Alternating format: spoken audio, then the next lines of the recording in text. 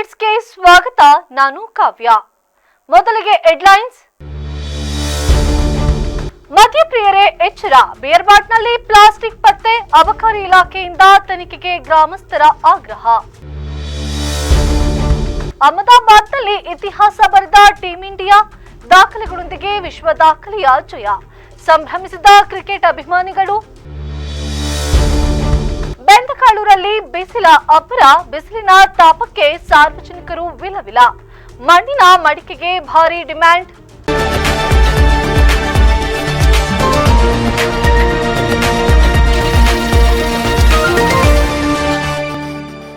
ಸಕಲೇಶಪುರ ತಾಲೂಕಿನ ಆನುಬಾಳು ಹೋಬಳಿಯ ದೇವಲಕೆರೆಯಲ್ಲಿ ಇರುವ ಕನಸು ಬಾರ್ ಅಂಡ್ ರೆಸ್ಟೋರೆಂಟ್ನಲ್ಲಿ ಖರೀದಿಸಿದ ಬಿಯರ್ ಬಾಟಲಿಯೊಳಗೆ ಪ್ಲಾಸ್ಟಿಕ್ ತುಂಡುಗಳು, ಧೂಳು ಹಾಗೂ ಕಡ್ಡಿಯಂತಹ ಅಶುದ್ಧ ವಸ್ತುಗಳು ಪತ್ತೆಯಾದ ಘಟನೆ ಬೆಳಕಿಗೆ ಬಂದಿದ್ದು ಗ್ರಾಹಕರಲ್ಲಿ ಆತಂಕ ಮೂಡಿಸಿದೆ. ನೆಲಗಳ್ಳಿ ಗ್ರಾಮದ ವ್ಯಕ್ತಿಯೊಬ್ಬರು ಸಂಜೆಯಲ್ಲಿ ಯುಬಿ ಬಿಯರ್ ಅನ್ನ ಖರೀದಿಸಿ ಮನೆಗೆ ತೆಗೆದುಕೊಂಡು ಹೋಗಿ ಪರಿಶೀಲಿಸಿದಾಗ ಬಾಟಲಿಯೊಳಗೆ ಉಪ್ಪಿನಕಾಯಿ, ಪ್ಲಾಸ್ಟಿಕ್ ಚೂರುಗಳು, ಧೂಳು ಮತ್ತು ಕಡ್ಡಿಯಂತಹ ಅಶುದ್ಧ ವಸ್ತುಗಳು ಕಂಡು ಬಂದಿವೆ ಎಂದು ತಿಳಿಸಿದ್ದಾರೆ. ಈ ಕುರಿತು ತಕ್ಷಣವೇ ಬಾರ್ ಮಾಲೀಕರ ಗಮನಕ್ಕೆ ತರಲಾಗಿದ್ದು ಅವರಿಂದ ಬಿಯರ್ ವಿತರಕರ ದೂರವಾಣಿ ಸಂಖ್ಯೆಯನ್ನ ಪಡೆದು ಸಂಪರ್ಕಿಸಿದಾಗ ಈ ವಿಷಯವನ್ನ ಎಲ್ಲಿಯೂ ಕೂಡ ಬಹಿರಂಗಪಡಿಸಬೇಡಿ, ನಿಮಗೆ ಇನ್ನೂ 2 ಹೆಚ್ಚುವರಿ ಬಿಯರ್ ಅನ್ನ ಕೊಡುತ್ತೇವೆ ಎಂದು ಹೇಳಲಾಗಿದೆ ಎಂಬ ಆರೋಪ ಕೇಳಿಬಂದಿದ್ದು, ಈ ರೀತಿಯ ಕಲಬೆರಕೆಯಿಂದ ಪಾನೀಯಗಳನ್ನ ಗ್ರಾಹಕರು ಸೇವಿಸಿದರೆ ಆರೋಗ್ಯಕ್ಕೆ ಹಾನಿಯಾಗುವುದು ಅಲ್ಲದೆ ಇದು ಕಂಪನಿಯ ಮಟ್ಟದಲ್ಲಿ ಉಂಟಾದ ದೋಷವೇ ಅಥವಾ ಸ್ಥಳೀಯ ಮಟ್ಟದಲ್ಲಿ ಬಿಯರ್ ಕಲುಷಿತಗೊಂಡಿರುವ ಪ್ರಕರಣವೇ ಎಂಬುದರ ಬಗ್ಗೆ ಸಮಗ್ರ ತನಿಖೆಯನ್ನ ನಡೆಸಬೇಕೆಂದು ಸಾರ್ವಜನಿಕರು ಆಗ್ರಹಿಸಿದ್ದಾರೆ. ಈ ನೆಲೆಯಲ್ಲಿ ಸಂಬಂಧಪಟ್ಟ ಅಬಕಾರಿ ಇಲಾಖೆ ಅಧಿಕಾರಿಗಳು ಪ್ರಕರಣವನ್ನ ಗಂಭೀರವಾಗಿ ಪರಿಗಣಿಸಿ ಪರಿಶೀಲನೆಯನ್ನು ನಡೆಸಿ ತಪ್ಪಿತಸ್ಥರ ವಿರುದ್ಧ ಸೂಕ್ತ ಕ್ರಮವನ್ನ ಕೈಗೊಳ್ಳಬೇಕು ಎಂದು ಗ್ರಾಮಸ್ಥರು ಒತ್ತಾಯಿಸಿದ್ದಾರೆ. ಜೊತೆಗೆ ಗ್ರಾಹಕರು ಬಾಟಲಿಗಳನ್ನ ಸರಿಯಾಗಿ ಪರಿಶೀಲಿಸಿದ ಬಳಿಕವೇ ಸೇವನೆಯನ್ನ ಮಾಡಬೇಕು ಎಂದು ಎಚ್ಚರಿಕೆಯನ್ನ ನೀಡಲಾಗಿದೆ. ನೋಡಿ ಬಾಯ್ಸ್, ಯುಬಿ ಸ್ಟ್ರಾಂಗ್ ಬಿಯರ್ ದೇವಲಕೆರೆ ಬಾರಲ್ಲಿ ಯಾವ ತರ ಬಂದಿದೆ ಅಂತಂದ್ರೆ ಮುಚ್ಚ ಆಮೇಲೆ ಕಾಣುತ್ತೆ ನೋಡಿ. ಇದು ಒಳಗಡೆ ಏನೋ ಒಂದು ಕವರು, ಕಲಿಜು ಎಲ್ಲ ಇದೆ, ಸಿಗಡಿ ಎಲ್ಲ ಸೇರಿದೆ. ಈ ಬಿಯರ್ ಹೆಂಗೆ ಅಂತ ನಮ್ಗೆ ಗೊತ್ತಾಗಬೇಕು, ನಾಳೆ ತೋರಿಸ್ತೀವಿ. ಗೌರ್ಮೆಂಟ್ ವೆಹಿಕಲ್ ಇದು ಬಾಡಿಗೆ ಒಳಗಡೆ ನೋಡಿ ಪ್ಲಾಸ್ಟಿಕ್ ಪ್ಯಾಕೆಟು, ಸಿಗಡಿ ಏನೇನೋ ಇದೆ. ಡೇಟ್ ಎಕ್ಸ್ಪೈರ್ಡ್ ಆಗಿದೆ ನೋಡು. ಏನೂ ಆಗಿಲ್ಲ. ಡೇಟ್ ಬೇಕಾದ್ರೆ ಹೇಳ್ತೀವಿ. 5/2 ಆಯಿತಾ. ಅದೇ ಉಪ್ಪಿನಕಾಯಿ ಪ್ಯಾಕೆಟ್ ಇದೆಯಾ ಒಳಗೆ? ಉಪ್ಪಿನಕಾಯಿ ಪ್ಯಾಕೆಟ್ ಇದೆ ಒಳಗಡೆ ನೋಡಿ. ಬಿಯರ್ ಒಳಗೆ ಉಪ್ಪಿನಕಾಯಿ ಪ್ಯಾಕೆಟ್ ಇದೆ. ಈ ಬಿಯರ್ ನಾವು ಕುಡಿದ್ಬಿಟ್ಟು ಏನು ಮಾಡ್ದೋ, ಈ ಬಿಯರ್ ದೇವಲಕೆರೆ ಬಾರಲ್ಲಿ ಸಿಕ್ಕಿದೆ. ಓಕೆನಾ? ನೋಡಿ ಕಾಣಿಸ್ತಿದೆ, ಎಲ್ಲ ಕಾಣಿಸ್ತಿದೆ ನೋಡಿ. ಕಾಣಿಸ್ತಿದ್ಯಾ? ಒಳಗಡೆ ಏನಿದೆ ನೋಡಿ. 16 ಬಾರಿ ಇವ್ರ ಜೊತೆ ಮಾತಾಡಿ. ಹಲೋ ಅಣ್ಣ. 100 ಕೋಟಿ ಭಾರತೀಯರ ಕನಸಿನಂತೆಯೇ ಟೀಂ ಇಂಡಿಯಾ 2026ರ ಟಿ20 ವಿಶ್ವಕಪ್ ಕಿರೀಟಕ್ಕೆ ಮುತ್ತಿಕ್ಕಿತ್ತು. ಅಹಮದಾಬಾದ್ ನರೇಂದ್ರ ಮೋದಿ ಕ್ರೀಡಾಂಗಣದಲ್ಲಿ ನಡೆದ 2026ರ ಟಿ20 ವಿಶ್ವಕಪ್ನ ರೋಚಕ ಫೈನಲ್ ಪಂದ್ಯದಲ್ಲಿ ಭಾರತ ತಂಡ ಚಾಂಪಿಯನ್ ಆಗಿ ಹೊರಹೊಮ್ಮಿದೆ. ಟಾಸ್ ಸೋತು ಮೊದಲ ಬ್ಯಾಟ್ ಬೀಸಿದ ಭಾರತ 5 ವಿಕೆಟ್ಗೆ ನಷ್ಟಕ್ಕೆ 255 ರನ್ ಅನ್ನ ಗಳಿಸಿತ್ತು. ಸವಾಲಿನ ಮೊತ್ತವನ್ನ ಬೆನ್ನಟ್ಟಿದ್ದ ನ್ಯೂಜಿಲೆಂಡ್ 19 ಓವರ್ಗಳಲ್ಲಿ 159 ರನ್ಗಳಿಗೆ ಆಲ್ಔಟ್ ಆಗುವ ಮೂಲಕ ಸೋಲನ್ನ ಒಪ್ಪಿಕೊಂಡಿತ್ತು. ಇಲ್ಲಿಯವರೆಗೆ ಸತತ 2 ಬಾರಿ ಟಿ20 ಫೈನಲ್ ಪಂದ್ಯವನ್ನ ಯಾವುದೇ ತಂಡ ಜಯಗಳಿಸಿಲ್ಲ. ಆದರೆ ಭಾರತ 2024 ಮತ್ತು 2026ರಲ್ಲಿ ಜಯಗಳಿಸುವ ಮೂಲಕ ಸತತ 2ನೇ ಬಾರಿ ಚಾಂಪಿಯನ್ ಆಗಿ ಹೊರಹೊಮ್ಮಿದೆ. ಟಿ20 ವಿಶ್ವಕಪ್ ಆತಿಥ್ಯವನ್ನ ವಹಿಸಿದ ತಂಡ ಇಲ್ಲಿಯವರೆಗೆ ಚಾಂಪಿಯನ್ ಪಟ್ಟವನ್ನ ಅಲಂಕರಿಸಿರಲಿಲ್ಲ. ಈ ಬಾರಿ ಭಾರತ ಮತ್ತು ಶ್ರೀಲಂಕಾ ಜಂಟಿಯಾಗಿ ಟೂರ್ನಿಯನ್ನ ಆಯೋಜಿಸಿತ್ತು. ಇಲ್ಲಿಯವರೆಗೆ ಯಾವುದೇ ತಂಡ ಟಿ20 ವಿಶ್ವಕಪ್ ಪಂದ್ಯವನ್ನ ಗೆದ್ದಿರಲಿಲ್ಲ. ಆದರೆ 2008, 2024 ಮತ್ತು 2026ರಲ್ಲಿ ಜಯಿಸುವ ಮೂಲಕ ಭಾರತ ವಿಶ್ವ ದಾಖಲೆಯನ್ನ ಬರೆದಿದೆ. ಇಂಗ್ಲೆಂಡ್ 2010, 2022ರಲ್ಲಿ ಟ್ರೋಫಿಯನ್ನ ಗೆದ್ದರೆ ವೆಸ್ಟ್ ಇಂಡೀಸ್ 2012 ಮತ್ತು 2016ರಲ್ಲಿ ಚಾಂಪಿಯನ್ ಪಟ್ಟವನ್ನ ಅಲಂಕರಿಸಿತ್ತು. ಭಾರತ ಈ ಪಂದ್ಯದಲ್ಲಿ 5 ವಿಕೆಟ್ಗೆ ನಷ್ಟಕ್ಕೆ 255 ರನ್ ಅನ್ನ ಹೊಡೆಯಿತು. ಇದು ಟಿ20 ಟೂರ್ನಿಯ ಫೈನಲ್ ಅಲ್ಲಿ ತಂಡವೊಂದು ಬಾರಿಸಿದ್ದ ಅತ್ಯಧಿಕ ಮೊತ್ತವಾಗಿದೆ. ಈ ಸಂಭ್ರಮವನ್ನ ಬೆಂಗಳೂರು ಮಾತ್ರವಲ್ಲ, ದಾವಣಗೆರೆ, ಹುಬ್ಬಳ್ಳಿ, ಧಾರವಾಡ, ಚಿಕ್ಕಮಗಳೂರು, ಹಾಸನ, ಬಾಗಲಕೋಟೆ, ಬಳ್ಳಾರಿ, ಬೀದರ್ ಸೇರಿದಂತೆ ಬಹುತೇಕ ಕಡೆಗಳಲ್ಲಿ ಅಭಿಮಾನಿಗಳು ಪಟಾಕಿಯನ್ನ ಸಿಡಿಸಿ ಸಿಹಿ ಹಂಚುವ ಮೂಲಕ ಭಾರತದ ಗೆಲುವನ್ನ ಅದ್ದೂರಿಯಾಗಿ ಸೆಲೆಬ್ರೇಟ್ ಮಾಡಿದ್ದಾರೆ. ರಾಜ್ಯದಲ್ಲಿ ಏರುತ್ತಿರುವ ತಾಪಮಾನಕ್ಕೆ ಬೆಂಗಳೂರು ಸೇರಿದಂತೆ ರಾಜ್ಯದೆಲ್ಲೆಡೆ ಜನ ತತ್ತರಿಸಿ ಹೋಗಿದ್ದು, ಬಿಸಿಲ ಬೇಗೆ ತಣಿಸಲು ಮಣ್ಣಿನ ಮಡಿಕೆಗೆ ಭಾರಿ ಬೇಡಿಕೆ ಬಂದಿದೆ. ಸಿಲಿಕಾನ್ ಸಿಟಿ ಬೆಂಗಳೂರು ಸೇರಿದಂತೆ ರಾಜ್ಯದೆಲ್ಲೆಡೆ ಬಿಸಿಲಿನ ತಾಪಮಾನ ದಿನದಿಂದ ದಿನಕ್ಕೆ ಏರಿಕೆಯಾಗುತ್ತಿದ್ದು, ಜನರು ಬಿಸಿಲಿನ ತಾಪದಿಂದ ತತ್ತರಿಸಿ ಹೋಗಿದ್ದಾರೆ.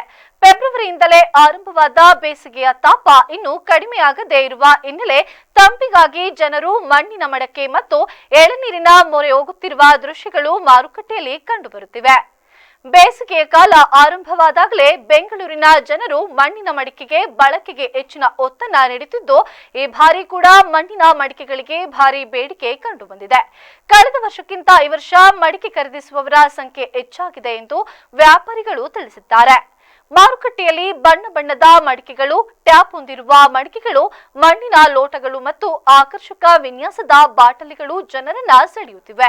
ಮಡಿಕೆಗಳ ಬೆಲೆ 300 ರೂಪಾಯಿಯಿಂದ 1500 ರೂಪಾಯಿಯವರೆಗೆ ಮಾರಾಟವಾಗುತ್ತಿದ್ದು, ಆರೋಗ್ಯಕರವಾಗಿರುವ ಕಾರಣ ಜನರು ಹೆಚ್ಚಾಗಿ ಖರೀದಿಸುತ್ತಿದ್ದಾರೆ. ರೋಗಿಗಳ ತುರ್ತು ಚಿಕಿತ್ಸೆಗೆ ಬಳಸಬೇಕಾದ ಆಂಬ್ಯುಲೆನ್ಸ್ ವಾಹನವನ್ನ ಜನರ ಸಾಗಾಟಕ್ಕೆ ಬಳಸಲಾಗಿದೆ ಎಂಬ ಆರೋಪ ಗದಗದಲ್ಲಿ ಕೇಳಿಬಂದಿದ್ದು, ಗದಗದ ಜಿಮ್ಸ್ ಆಸ್ಪತ್ರೆಯ ಆಂಬ್ಯುಲೆನ್ಸ್ನಲ್ಲಿ ಜನರನ್ನ ಕುರಿಗಳಂತೆ ತುಂಬಿಕೊಂಡು ಸಾಗಾಟ ಮಾಡುತ್ತಿರುವ ವಿಡಿಯೋ ಸಾಮಾಜಿಕ ಜಾಲತಾಣಗಳಲ್ಲಿ ವೈರಲ್ ಆಗಿದೆ. ಇನ್ನು ಸಾರ್ವಜನಿಕರಿಂದ ತೀವ್ರ ಆಕ್ರೋಶ ವ್ಯಕ್ತವಾಗಿದ್ದು, ವೈರಲ್ ಆಗಿರುವ ವಿಡಿಯೋದಲ್ಲಿ ಆಂಬ್ಯುಲೆನ್ಸ್ ಬಂದು ನಿಲ್ಲುತ್ತಿದ್ದಂತೆ ಹಲವರು ಅದಕ್ಕೆ ಮುಗಿಬಿದ್ದು ಅಥವಾ ದೃಶ್ಯಗಳು ಕಂಡುಬಂದಿವೆ. ರೋಗಿಗಳ ರಕ್ಷಣೆಗೆ ಇರಬೇಕಾದ ಆಂಬ್ಯುಲೆನ್ಸ್ನಲ್ಲಿ ಸಾಮಾನ್ಯ ಜನರನ್ನ ಸಾಗಾಟ ಮಾಡುತ್ತಿರುವುದು ಹಲವು ಪ್ರಶ್ನೆಗಳಿಗೆ ಕಾರಣವಾಗಿದೆ. ಸ್ಥಳೀಯರ ಪ್ರಕಾರ ಗದಗ ಜಿಮ್ಸ್ ಆಸ್ಪತ್ರೆಯಿಂದ ಗದಗ ನಗರಕ್ಕೆ ಬಸ್ ಸೌಲಭ್ಯದ ಕೊರತೆಯಿಂದ ಕೆಲವರು ಆಂಬ್ಯುಲೆನ್ಸ್ ಅನ್ನ ಪ್ರಯಾಣಕ್ಕಾಗಿ ಬಳಸುತ್ತಿರುವ ಸಾಧ್ಯತೆ ಇದೆ ಎನ್ನಲಾಗ್ತಿದೆ. ಆದರೆ ರೋಗಿಗಳ ಹೊರತುಪಡಿಸಿ ಇತರರನ್ನ ಆಂಬ್ಯುಲೆನ್ಸ್ನಲ್ಲಿ ಸಾಗಾಟ ಮಾಡುವುದು ನಿಯಮ ಉಲ್ಲಂಘನೆಯಾಗಿದೆ. ಇನ್ನೊಂದೆಡೆ ಚಾಲಕ ಅಥವಾ ಸಿಬ್ಬಂದಿಯಿಂದ ಆಂಬ್ಯುಲೆನ್ಸ್ ದುರುಪಯೋಗ ಆಗಿರಬಹುದೆಂಬ ಆರೋಪವೂ ಕೂಡ ಇಲ್ಲಿ ಕೇಳಿ ಬಂದಿದೆ. ಈ ರೀತಿಯ ಘಟನೆಗಳಿಂದ ರೋಗಿಗಳಿಗೆ ಸೋಂಕಿನ ಭಯ ಮಾತ್ರವಲ್ಲ, ಸಾರ್ವಜನಿಕರಿಗೂ ಕೂಡ ಅಪಾಯ ಉಂಟಾಗುವ ಸಾಧ್ಯತೆ ಇದೆ ಎಂದು ಸಾರ್ವಜನಿಕರು ಆತಂಕವನ್ನ ವ್ಯಕ್ತಪಡಿಸಿದ್ದಾರೆ. ಇರಾನ್, ಇಸ್ರೇಲ್, ಅಮೆರಿಕ ನಡುವೆ ನಡೆಯುತ್ತಿರುವ ಸಂಘರ್ಷದಲ್ಲಿ ಭಾರತಕ್ಕೆ ಯುದ್ಧದ ಎಫೆಕ್ಟ್ ತಟ್ಟಿದ್ದು, ರಾಜ್ಯದ ಅಕ್ಕಿ ವರ್ತಕರು ಈಗಾಗಲೇ ಕಂಗಾಲಾಗಿದ್ದಾರೆ. ಅಕ್ಕಿ ರಫ್ತು ಸ್ಥಗಿತಗೊಂಡ ಪರಿಣಾಮ ರೈಸ್ ಮಿಲ್ಗಳು ಮುಚ್ಚುವ ಭೀತಿ ಎದುರಾಗಿದೆ. ಇರಾನ್, ಇಸ್ರೇಲ್ ಹಾಗೂ ಅಮೆರಿಕ ನಡುವಿನ ಸಂಘರ್ಷದಲ್ಲಿ ಭಾರತ ದೇಶಕ್ಕೂ ಕೂಡ ಹೊಡೆತ ಬೀಳುತ್ತಿದ್ದು, ಗ್ಯಾಸ್ ದರ ಏರಿಕೆ ಬಿಸಿ ಜನರಿಗೆ ತಟ್ಟಿದೆ. ರಾಜ್ಯದ ಬಾಸ್ಮತಿ ಅಕ್ಕಿ ಹಾಗೂ ಸೋನಾ ಮಸೂರಿ ಅಕ್ಕಿಗೆ ಮಧ್ಯಪ್ರಾಚ್ಯ ರಾಷ್ಟ್ರ ಮತ್ತು ಅಮೆರಿಕ ದೇಶದಲ್ಲಿ ಬೇಡಿಕೆ ಹೆಚ್ಚಿದೆ. ಸೋನಾ ಮಸೂರಿ ಅಕ್ಕಿ ರಫ್ತು ಹೆಚ್ಚಾಗುತ್ತಿತ್ತು. ಮಾರ್ಚ್ ತಿಂಗಳಿನಲ್ಲಿ ಭಾರಿ ಪ್ರಮಾಣದ ಅಕ್ಕಿ ದುಬೈ, ಸೌದಿ ಅರೇಬಿಯಾ, ಅಮೆರಿಕ ಸೇರಿದಂತೆ ವಿವಿಧ ರಾಷ್ಟ್ರಗಳಿಗೆ ರಫ್ತಾಗ್ತಿತ್ತು. ಆದರೆ ಯುದ್ಧ ಕಾರ್ಮೂಡ ಹಿನ್ನೆಲೆ ಸೋನಾ ಮಸೂರಿ ಅಕ್ಕಿ ರಫ್ತು ಸ್ಥಗಿತವಾಗಿದೆ. ಯುದ್ಧದ ಪರಿಣಾಮ ಕಳೆದ ಒಂದು ವಾರದಿಂದ ಅಕ್ಕಿ ರಫ್ತು ಆಗುತ್ತಿಲ್ಲ. ರಾಜ್ಯದ ಯಾದಗಿರಿ, ರಾಯಚೂರು, ಬಳ್ಳಾರಿ ಸೇರಿ ವಿವಿಧ ಭಾಗದಲ್ಲಿ 1800ಕ್ಕೂ ಹೆಚ್ಚು ರೈಸ್ ಮಿಲ್ಗಳಿವೆ. ಕೋಟ್ಯಂತರ ರೂಪಾಯಿ ಬೆಲೆ ಬಾಳುವ ಅಕ್ಕಿ ರಫ್ತು ಆಗುತ್ತಿತ್ತು. ರಫ್ತು ಸ್ಥಗಿತವಾದ ಹಿನ್ನೆಲೆ ಕೋಟ್ಯಂತರ ರೂಪಾಯಿ ವಹಿವಾಟು ನಷ್ಟವಾಗಿದೆ. ಹೀಗಾಗಿ ಅಕ್ಕಿ ವರ್ತಕರು ಸಂಕಷ್ಟಕ್ಕೆ ಸಿಲುಕುವ ಪರಿಸ್ಥಿತಿ ನಿರ್ಮಾಣವಾಗಿದೆ. ರಾಜ್ಯದ ಜೊತೆ ಯಾದಗಿರಿ ಜಿಲ್ಲೆಯಲ್ಲಿ ಸುಮಾರು 28 ರೈಸ್ ಮಿಲ್ಗಳಿವೆ. ಒಂದು ವಾರದಲ್ಲಿ 50 ಕೋಟಿ ರೂಪಾಯಿ ಬೆಲೆ ಬಾಳುವ 20,000 ಟನ್ನಷ್ಟು ಅಕ್ಕಿ ಮಾರಾಟವಾಗದೆ ಸಂಗ್ರಹವಾಗಿ ಉಳಿದಿದೆ. ರೈಸ್ ಮಿಲ್ ಮಾಲೀಕರು ಭತ್ತವನ್ನ ಯಂತ್ರಕ್ಕೆ ಹಾಕುತ್ತಿಲ್ಲ. ಇದೇ ರೀತಿ ಯುದ್ಧ ಮುಂದುವರಿದರೆ ರೈಸ್ ಮಿಲ್ಗಳು ಮುಚ್ಚುವ ಪರಿಸ್ಥಿತಿ ತಲೆದೋರಲಿದೆ ಎಂದರು. ಬಿಜೆಪಿಯಿಂದ ಉಚ್ಚಾಟನೆಯಾಗಿರುವ ವಿಜಯಪುರ ಶಾಸಕ ಬಸವನಗೌಡ ಪಾಟೀಲ್ ಯತ್ನಾಳ್ ಪ್ರಾದೇಶಿಕ ಪಕ್ಷವನ್ನ ಸ್ಥಾಪಿಸುವ ಬಗ್ಗೆ ಮಹತ್ವದ ಘೋಷಣೆಯನ್ನ ಮಾಡಿದ್ದಾರೆ.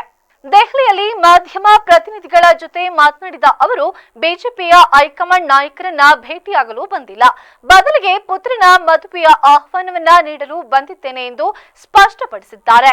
ಮಾಜಿ ಸಿಎಂ ಬಿಎಸ್ ಯಡಿಯೂರಪ್ಪ, ಬಿಜೆಪಿ ರಾಜ್ಯಾಧ್ಯಕ್ಷ ಬಿವೈ ವಿಜಯೇಂದ್ರ, ಸಂಸದ ಬಿವೈ ರಾಘವೇಂದ್ರ ಅವರಂತಹ ಕಡು ಭ್ರಷ್ಟ ಕುಟುಂಬ ಬಿಜೆಪಿಯಲ್ಲಿ ಇಲ್ಲಿಯವರೆಗೂ ಕೂಡ ಪಕ್ಷವನ್ನ ಸೇರಲು ಇಷ್ಟಪಡುವುದಿಲ್ಲ ಎಂದು ಯತ್ನಾಳ್ ಹೇಳಿದ್ದಾರೆ. ಬಿಜೆಪಿ ಕರೆಯುವ ನಿರೀಕ್ಷೆಯಲ್ಲಿ ಇರಲು ತಾನು ಹುಚ್ಚನಲ್ಲ ಎಂದು ಹೇಳಿದ ಅವರು ಪಶ್ಚಿಮ ಬಂಗಾಳ, ಬಿಹಾರ ಅಥವಾ ಉತ್ತರ ಪ್ರದೇಶ ಚುನಾವಣೆಗಳ ನಂತರ ಬಿಜೆಪಿ ಕರೆದರೂ ಕೂಡ ನಿರ್ಧಾರವನ್ನ ಬದಲಿಸುವುದಿಲ್ಲ ಎಂದು ಸ್ಪಷ್ಟಪಡಿಸಿದ್ದು, ಪ್ರಾದೇಶಿಕ ಪಕ್ಷವನ್ನ ಕಟ್ಟುವುದಾಗಿ ಘೋಷಿಸಿದ ಅವರು ಸೂಕ್ತ ಸಮಯದಲ್ಲಿ ಪಕ್ಷ ಘೋಷಣೆಯನ್ನ ಮಾಡಲಾಗುವುದು ಎಂದು ತಿಳಿಸಿದ್ದಾರೆ.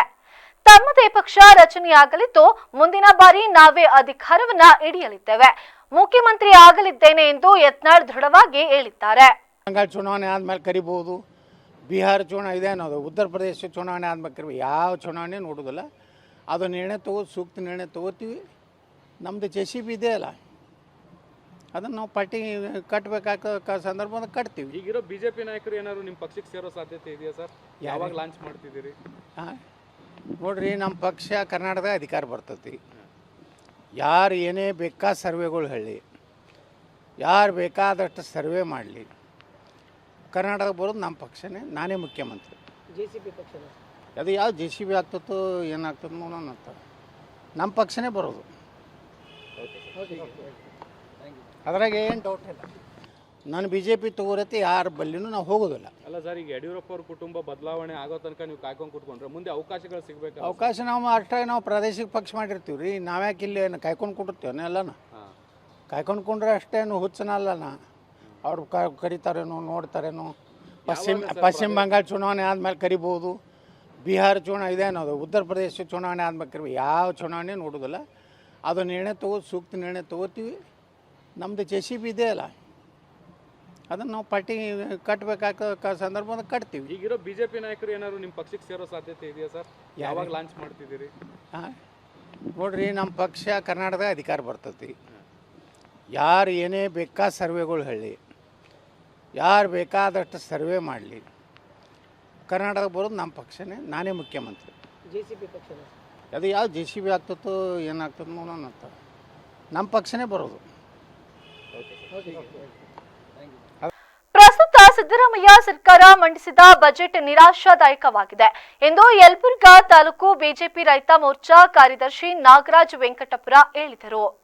ಮಾಧ್ಯಮದವರ ಜೊತೆ ಮಾತನಾಡಿದ ಅವರು, ಕೃಷಿ ಹೊಂಡ, ಅಂತರ್ಜಲ, ಜಿಂಕೆವನ ನಿರ್ಮಾಣ ಸೇರಿದಂತೆ ವಿಶೇಷ ಆದ್ಯತೆಗಳು ಬಜೆಟ್ನಲ್ಲಿ ನೀಡಿಲ್ಲ. ಜಲಾಶಯ ಹೂಳೆತ್ತುವುದು, ಕೆರೆಗಳ ಪುನಶ್ಚೇತನಕ್ಕೆ ಒತ್ತು ನೀಡಿಲ್ಲ. ಹೀಗಾಗಿ ಬಜೆಟ್ ತೃಪ್ತಿ ನೀಡಿಲ್ಲ ಎಂದು ನಾಗರಾಜ್ ಬೇಸರವನ್ನ ವ್ಯಕ್ತಪಡಿಸಿದ್ದಾರೆ. ಶೋಭೆ ಅಲ್ಲ, ಯಾಕೆಂದರೆ ರೈತರಿಗೆ ಅತಿ ಮುಖ್ಯವಾಗಿ ಕೊಡಬೇಕಾದಂತಹ ಸವಲತ್ತುಗಳನ್ನು ಕೊಟ್ಟರೆ ರೈತರು ಯಾರು ಬಡವರಾಗಲ್ಲ, ಸುಸೈಡ್ ಮಾಡ್ಕೊಳ್ಳಲ್ಲ, ಹಾಗೂ ಸಾಲಗಾರರಾಗಲ್ಲ ಅನ್ನೋದು ಒಂದು ವಿಶೇಷ ಕಾನ್ಸೆಪ್ಟ್ ಆಗಿರಬೇಕಾಗಿತ್ತು ಸಿದ್ದರಾಮಯ್ಯನವರದು. ರೈತ ಪರವಾಗಿ ಬಜೆಟನ್ನು ಮಂಡಿಸ್ತಾರೆ ಅಂತಕ್ಕಂಥ ಆಶಾಭಾವನೆ ಭಾಳ ಇತ್ತು. ಅದನ್ನು ಅವರು ತಲೆ ಕೆಳಗೆ ಮಾಡಿದ್ದಾರೆ ಅಂತಕ್ಕಂಥ ಮಾತನ್ನು ಕೇಳಬೇಕಾಗುತ್ತೆ. ಯಾಕೆಂದರೆ ಹಿಂದಿನ ಸರ್ಕಾರಗಳು ಅನೇಕ ರೈತಪರ ಯೋಜನೆಗಳನ್ನು ಕೈಗೊಂಡಿದ್ದು, ರೈತರ ಮಕ್ಕಳಿಗೆ ವಿಶೇಷ ವಿದ್ಯಾನಿಧಿ ಯೋಜನೆ ಇರ್ಬೋದು, 4,000 ರೂಪಾಯಿ ಪ್ರತಿ ರೈತರಿಗೂ ಕೊಡ್ತಕ್ಕಂಥ ಯೋಜನೆ ಇರ್ಬೋದು, ಹಾಗೂ ಅದೇ ಸಿದ್ದರಾಮಯ್ಯನವರ ಹಿಂದಿನ ಸರ್ಕಾರದಲ್ಲಿ ಆಗಿರ್ತಕ್ಕಂಥ ಕೃಷಿ ಹೊಂಡದ ಭಾಗ್ಯ ಇರ್ಬೋದು. ಹೀಗೆ ಅನೇಕ ಯೋಜನೆಗಳಿದ್ದು ಅಂತಹ ಜನಪರ ಯೋಜನೆಗಳನ್ನು ತರಬೇಕಾಗಿತ್ತು. ವಿಶೇಷವಾಗಿ ನಮ್ಮ ಜಿಲ್ಲೆ ಮತ್ತು ನಮ್ಮ ತಾಲೂಕಿನ ಮಟ್ಟಕ್ಕೆ ಹೋಗೋದಾದರೆ ಈ ರೈತರಿಗಾಗಿ ಕೃಷಿ ಯೋಜನೆಗಳನ್ನು ಅವರು ಕೊಡಬೇಕಾಗಿತ್ತು. ಏಕೆಂದರೆ ಕೃಷಿ ಹೊಂಡಗಳೇನಿದ್ದು ಹಿಂದಿನ ಸರ್ಕಾರದಲ್ಲಿ ಕೃಷಿ ಹೊಂಡಗಳಿಂದ ಅತಿ ಮುಖ್ಯವಾಗಿ 2-3 ವಿಚಾರಗಳನ್ನು ನಾವು ತಿಳ್ಕೊಬೇಕಾಗುತ್ತೆ. ಒಂದು, ರೈತರ ಹೊಲದಲ್ಲಿರ್ತಕ್ಕಂತಹ ಫಲವತ್ತಾದ ಮಣ್ಣು ಅವರ ಕೃಷಿ ಹೊಂಡಗಳಲ್ಲೇ ಉಳಿತಾ ಇತ್ತು. ಎರಡನೇದಾಗಿ ರೈತರ ಜಮೀನಿಗೆ 1-2 ಬಾರಿ ನೀರು ಕೊಡೋಕ್ಕೆ ನೀರು ಉಳಿತಾ ಇತ್ತು. ಅದರ ಜೊತೆಗೆ ನಮ್ಮ ಜಿಲ್ಲೆಯಲ್ಲಿ ಇರ್ತಕ್ಕಂಥ ತುಂಗಭದ್ರಾ ಡ್ಯಾಮಿನಲ್ಲಿ ಹೂಳು ತುಂಬುವಂತಹ ಕಷ್ಟ ಏನಿತ್ತು ಅದು ಕೂಡ ಪರಿಹಾರ ಆಗ್ತಾಯಿತ್ತು. ಅಂಥ ಯೋಜನೆಗಳ ತಂದಿಲ್ಲ. ಹಾಗಾಗಿ ಇದು ರೈತ ಪರ ಬಜೆಟ್ ಆಗಿಲ್ಲ. ಜೊತೆಗೆ ಇದರಿಂದ ಯಾವುದೋ ಹಿಂದುಳಿದ ವರ್ಗ ಇರ್ಬೋದು, SC ST ಹಾಗೂ ವಿದ್ಯಾರ್ಥಿಗಳಿಗೂ ಕೂಡ ಈ ಬಜೆಟ್ನಿಂದ ವಿಶೇಷವಾಗಿ ಯಾವುದೇ ಕಾಳಜಿಯನ್ನು ಮಾಡಿಲ್ಲ ಅಂತಕ್ಕಂಥದ್ದನ್ನು ನಾವು ಹೇಳಬೇಕು. ದೆಹಲಿಗೆ ತೆರಳಿರುವ DCM DKಶಿ ಪರವಾಗಿ ನಾವಿದ್ದೇವೆ, ಅವರು ನಾಳಿನೇ ಬರಲಿ, ತೊಂದರೆ ಇಲ್ಲ ಎಂದು ಸಚಿವ ಸತೀಶ್ ಜಾರಕಿಹೊಳಿ ಹೇಳಿದ್ದಾರೆ. ವಿಧಾನಸೌಧದಲ್ಲಿ ಮಾಧ್ಯಮಗಳ ಜೊತೆ ಮಾತನಾಡಿದ ಅವರು DCM DKಶಿ ದೆಹಲಿಯಲ್ಲಿ ಉಳಿದಿರುವ ವಿಚಾರವಾಗಿ ಪ್ರತಿಕ್ರಿಯಿಸಿದರು. DCM ಪರವಾಗಿ ನಾವಿದ್ದೇವೆ, ನಾವು ಇಲ್ಲಿ ನೋಡಿಕೊಳ್ಳುತ್ತೇವೆ. RSS ಬಗ್ಗೆ ಮಾಜಿ ಸಂಸದ ಅನಂತ್ ಕುಮಾರ್ ಹೆಗ್ಡೆ ಹೇಳಿಕೆ. ವಿಚಾರವಾಗಿ RSS ಬ್ಯಾನ್ ಮಾಡ್ತೀವಿ ಅಂತ ಯಾರು ಕೂಡ ಹೇಳಿಲ್ಲ, ಯಾರು ಕೂಡ ಬ್ಯಾನ್ ಮಾಡೋದಕ್ಕೆ ಆಗುದಿಲ್ಲ. ಚಟುವಟಿಕೆಗಳ ನಿಷೇಧ ಬೇರೆ, ಇದು ಬೇರೆ ಎಂದು ಸ್ಪಷ್ಟಪಡಿಸಿದ್ದಾರೆ. ಭಾನುವಾರ ಖಾಸಗಿ ಕಾರ್ಯಕ್ರಮದ ನಿಮಿತ್ತ ದೆಹಲಿಗೆ DK ಶಿವಕುಮಾರ್ ತೆರಳಿದ್ದರು. ಸೋಮವಾರ ಬೆಳಗ್ಗೆ ದೆಹಲಿಯಿಂದ ಅವರು ವಾಪಸ್ ಆಗಬೇಕಿತ್ತು. ಆದರೆ ಇಂದು ಕೂಡ ದೆಹಲಿಯಲ್ಲಿರಲು ಅವರು ನಿರ್ಧರಿಸಿದ್ದಾರೆ ಎಂದಿದ್ದಾರೆ. ಇನ್ನು ಮಟ್ಟ ಬ್ಯಾನ್ ಯಾರು ಮಾಡಿಲ್ಲ, ಅದನ್ನ ಹೇಳ್ತಾರೆ ಅಷ್ಟೇ. ಅಧಿಕೃತವಾಗಿ ಯಾರು ಬ್ಯಾನ್ ಮಾಡಿಲ್ಲ, ಘೋಷಣೆ ಮಾಡಲಿಕ್ಕೂ ಆಗೋಲ್ಲ. ಅದೇ ಪ್ರಶ್ನೆ ಇಲ್ಲ, ಅದಕ್ಕೆ ಚರ್ಚೆ ವಿಷಯ ಅಲ್ಲ. ಅದೇ ಪರೋಕ್ಷವಾಗಿ ಕಾಂಗ್ರೆಸ್ಗೆ ಟಾಂಟ್ ಕೊಡೋ ಥರ ಹೇಳಿಕೆ ಯಾರು ಮಾಡ್ತೇವೆ ಅಂತ ಯಾರು ಹೇಳಿಲ್ಲಲ್ಲ. RSS ಬ್ಯಾನ್ ಹೇಳಿದ್ರು ಸರ್. ಆಗ ಪ್ರಿಯಾಂಕರ್ಗೆಲ್ಲ ಪ್ರಸ್ತಾಪ ಮಾಡಿ ಚಟುವಟಿಕೆಗಳನ್ನ ಬ್ಯಾನ್ ಮಾಡಬೇಕು ಅಂತೇಳಿ. ಚಟುವಟಿಕೆ ಬೇರೆ, ಸಂಘ ನಿರ್ಬಂಧ ಮಾಡೋದಕ್ಕೂ ವ್ಯತ್ಯಾಸ ಇದೆ. ಅದು ಬೇರೆ ವಿಷಯ, ಈ ವಿಷಯ ಬೇರೆ. ಸಂಘ ಎಲ್ಲೂ ನಾವು ಬ್ಯಾನ್ ಮಾಡ್ತೀವಿ ಅಂತ ಎಲ್ಲಿ ಹೇಳಿಲ್ಲ ನಮ್ಮ ಸರ್ಕಾರ, ಯಾವುದೇ ಸರ್ಕಾರ. ಸೊ ಚರ್ಚೆ ಮಾಡೋದು ಅನಗತ್ಯ. ಈಗ DCM DK ಶಿವಕುಮಾರ್ ಅವರು ಡೆಲ್ಲಿಗೆ ಹೋಗಿದ್ದಾರೆ. ಮತ್ತೊಂದು ಕಡೆ ಅವಕಾಶ ಮಾಡಿಕೊಟ್ರೆ ಮುಂದೆ 2 ಬಜೆಟ್ ಮಂಡಿಸ್ತೀನಿ ಅಂತ CM ಹೇಳಿದ್ದಾರೆ. ಈಗ ಅವ್ರನ್ನೇ ಕೇಳಬೇಕಲ್ಲ, ಬರ್ತಾರೆ CM ಅವ್ರು ಕೇಳಿ ಅವ್ರನ್ನೇ. ಸರ್, ಇವತ್ತು ಬರಬೇಕಿತ್ತು DCM ಅವರಿಗೆ ಬರೋ ಟೀಕೆ ಹಾಕೊಂಡಿದ್ರು. ಆದರೆ ಇವತ್ತು ಮಧ್ಯಾಹ್ನದವರೆಗೂ ಕೂಡ ಅಲ್ಲೇ ಇಲ್ಲಿ ಬಿಡಿ, ಏನು ಆರಾಮ್ ನಾವಿದ್ದೀವಿ. ಅವ್ರ ಪರವಾಗಿಲ್ಲ ನೋಡ್ಕೊಳ್ಳಿಕ್ಕೆ ನಾಳೆ ಬರಲಿ, ಏನು ಅರ್ಜೆಂಟ್ ಏನಿದೆ, ಆರಾಮಾಗಿ ಬರಲಿ. DCM ಪರವಾಗಿ ನಾವು ಇದೀವಿ, ಇಲ್ಲಿ ನೋಡ್ಕೊಳ್ಳಿಕ್ಕೆಲ್ಲ ಆರಾಮಾಗಿ ಬರಲಿ, ಅರ್ಜೆಂಟ್ ಏನಿದೆ. ಅನಂತ್ ಕುಮಾರ್ ಹೆಗಡೆ ಅವರು RSS ನ ಯಾರು ಬ್ಯಾನ್ ಮಾಡೋಕ್ಕಾಗಲ್ಲ, ದಮ್ಮು ತಾಕತ್ತಿಲ್ಲ ಅಂತ ಹೇಳಿದ್ದಾರೆ. ಇನ್ನೂವರೆಗೆ ಯಾರು ಮಾಡಿಲ್ಲ, ಪ್ರಶ್ನೆ ಇಲ್ಲ ಇದ್ರೆ. ಅದೇ ಇನ್ನು ಮಟ್ಟ ಬ್ಯಾನ್ ಯಾರು ಮಾಡಿಲ್ಲ, ಅದನ್ನ ಹೇಳ್ತಾರೆ ಅಷ್ಟೇ. ಅಧಿಕೃತವಾಗಿ ಯಾರು ಬ್ಯಾನ್ ಮಾಡಿಲ್ಲ, ಘೋಷಣೆ ಮಾಡಲಿಕ್ಕೂ ಆಗೋಲ್ಲ. ಅದೇ ಪ್ರಶ್ನೆ ಇಲ್ಲ, ಅದಕ್ಕೆ ಚರ್ಚೆ ವಿಷಯ ಅಲ್ಲ. ಅದೇ ಪರೋಕ್ಷವಾಗಿ ಕಾಂಗ್ರೆಸ್ಗೆ ಟಾಂಟ್ ಕೊಡೋ ಥರ ಹೇಳಿಕೆ ಯಾರು ಮಾಡ್ತೇವೆ ಅಂತ ಯಾರು ಹೇಳಿಲ್ಲಲ್ಲ. RSS ಬ್ಯಾನ್ ಪ್ರಿಯಾಂಕರ್ಗೆಲ್ಲ ಹೇಳಿದ್ರು ಸರ್. ಆಗ ಪ್ರಿಯಾಂಕರ್ಗೆಲ್ಲ ಪ್ರಸ್ತಾಪ ಮಾಡಿ ಚಟುವಟಿಕೆ. ಮತ್ತೊಮ್ಮೆ ಹೆಡ್ಲೈನ್ಸ್.